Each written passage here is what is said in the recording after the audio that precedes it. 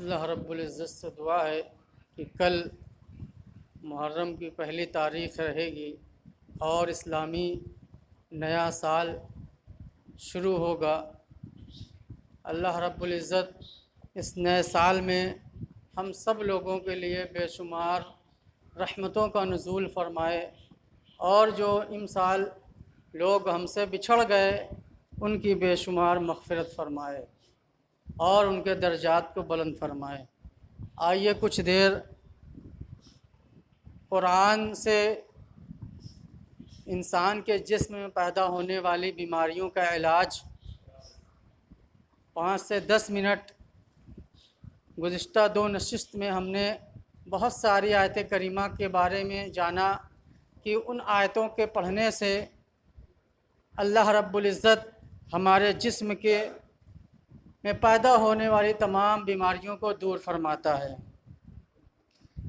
آج رنج و غم دور کرنا ہو، جو شخص بہت زیادہ اداس ہو اور رنج و غم میں مبتلا ہو، اگر وہ چاہتا ہے کہ اس کا رنج و غم دور ہو جائے، اس کی پریشانیاں دور ہو جائیں، تو اسے چاہیے کہ قرآن مقدس سورۃ المومن کی آیت نمبر 44 کو روزانہ 101 مرتبہ پڑھتے رہے، انشاءاللہ سارے غم دور ہو جائیں گے۔ وہ آیت کریمہ کون سی ہے؟ بسم اللہ الرحمن الرحیم، وَأُفَوِّضُ أَمْرِي إِلَى اللَّهِ إِنَّ اللَّهَ بَصِيرٌ بِالْعِبَادِ۔ یہ آیت کریمہ اگر انسان روزانہ 101 مرتبہ پڑھے گا تو اللہ رب العزت اس پڑھنے کے توسط سے اس کے رنج و غم کو دور فرما دے گا۔ اگر کسی شخص کو آقا کریم صلی اللہ علیہ وسلم کا دیدار کرنا مقصود ہو تو اسے چاہیے کہ قرآن مقدس کی آیت ان اللہ وملائکتہ یصلون علی النبی یا ایھا الذین آمنوا صلوا علیہ وسلموا تسلیما، سورہ احزاب آیت نمبر 56۔ جو شخص یہ چاہے کہ آقا کریم صلی اللہ علیہ وسلم کی خواب میں زیارت نصیب ہو، وہ اس آیت کو رات کو سونے سے پہلے 7 مرتبہ پڑھے، انشاءاللہ تمنا ضرور پوری ہوگی۔ ایسی بیماری جس پر دوا اثر نہ کرتی ہو، کہ انسان مسلسل دوا کھا رہا ہو اور مرض میں کوئی افاقہ نظر نہ آ رہا ہو، تو اس مرض کے لیے قرآن مقدس کی سورۃ القمر کی آیت نمبر 10، کسی شخص کو ایسی بیماری ہو کہ ڈاکٹر کی سمجھ میں نہ آئے یا کوئی دوا اثر نہ کرتی ہو، تو اس آیات کو 21 دن روزانہ 313 مرتبہ پڑھ کر آسمان کی طرف پھونکیں، پھر پانی میں دم کر کے پلائیں، انشاءاللہ مریض شفا یاب ہوگا۔ وہ آیت کریمہ کون سی ہے؟ فدعا ربہ انی مغلوب فانتصر، فدعا ربہ انی مغلوب فانتصر، فدعا ربہ انی مغلوب فانتصر۔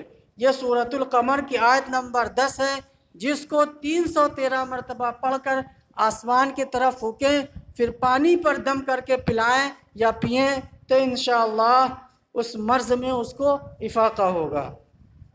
اگر کسی شخص کو کان میں درد ہو تو اس کو چاہیے کہ سورہ لقمان کی آیت نمبر 7 کا، جس کے کان میں درد ہو، اس آیت کو 7 مرتبہ پڑھ کر کان میں دم کرے، انشاءاللہ درد جاتا رہے گا۔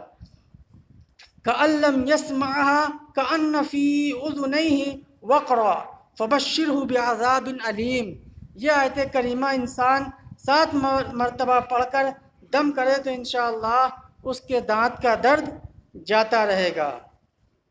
تو یہ کچھ باتیں تھیں، ایک جو بچوں میں اکثر نظر لگ جاتی ہے اور لوگ بڑے پریشان ہوتے ہیں، کبھی مرچے سے نظر اتارتے ہوئے نظر آتے ہیں، کسی اور طریقے سے نظر اتارتے ہوئے نظر آتے ہیں، تو اس کا جو بہتر طریقہ ہے وہ یہ آیت کریمہ ہے، سورہ قلم کی آیت نمبر 51 اور 52 کہ آپ وَإِن يَكَادُ الَّذِينَ كَفَرُوا لَيُزْلِقُونَكَ بِأَبْصَارِهِمْ لَمَّا سَمِعُوا الذِّكْرَ وَيَقُولُونَ إِنَّهُ لَمَجْنُونٌ وَمَا هُوَ إِلَّا بِذِكْرٍ لِّلْعَالَمِينَ وَمَا هُوَ إِلَّا ذِكْرٌ لِّلْعَالَمِينَ۔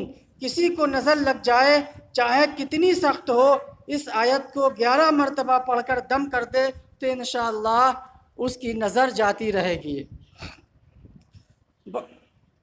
اگر کسی کے پیٹ میں درد ہو تو اسے سورہ صافات کی آیت نمبر 47 کا ذکر کرنا چاہیے، لا فیہا غول ولا هم عنہا ینزفون۔